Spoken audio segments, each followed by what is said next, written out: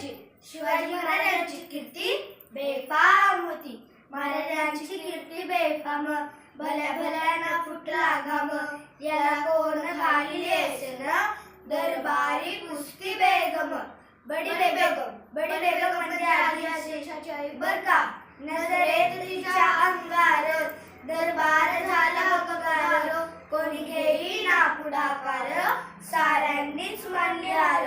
इतक्यात अचानक एक सरदार उठला, बोलला हम लाएंगे शिवाजी को हम. आणि त्यानं विडा उचलला. नाव त्याचं अफजल खान. जिता जागता जणू शैतान. खान बोलला छाती ठोकून, शुबाला टाकतो चिडून. कौतिक झालं ते दरबाराचे. खान निघाला मोठ्या गुरमीत. त्याचं घोडं जळलं पाहिलं. फौज पाटाला एक गफकळ. अंगी 10 हाती चाबळ. पाहणारा कापे चळचळ. वाटत भेटत त्याला चिडीत. त्याची छानाची सेना निघाली. गावात लुटली, दळ उद्ध्वस्त केली. आया बहिणीची आबरू लुटली. कोण रोखणार हे वादळ.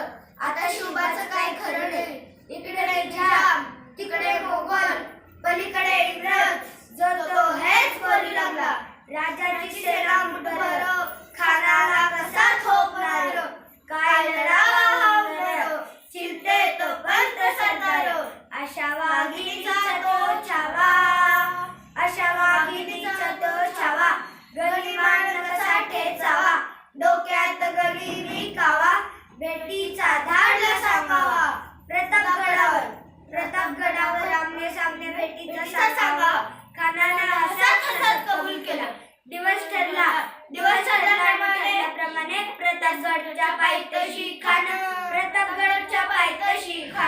प्रतापगडच्या खानाला बेगुमानना ही त्याला जागवण. शिवाजी राजाच्या करमतीची त्याशी नाही जाणीव शक्तीची. करील काही कल्पना युक्तीची. करील काही कल्पना युक्तीची.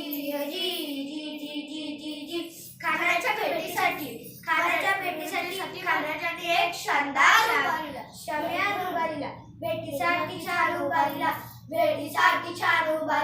नक्षीदार शामियानाला. आणि अशा शामियानाला खान डौलत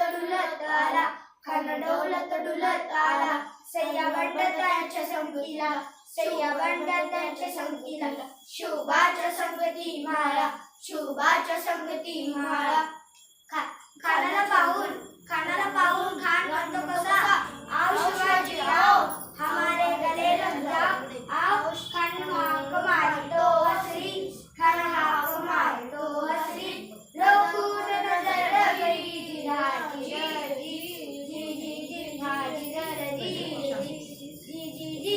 खानाने राजाला आलिंगन दिलं आणि दगा केला. खानचा अभिमान मानला. कतरीचा वार्तन केला. खर आवाज झाला. चिलखत होत्या अंगाला. खानाचा वार भंग केला.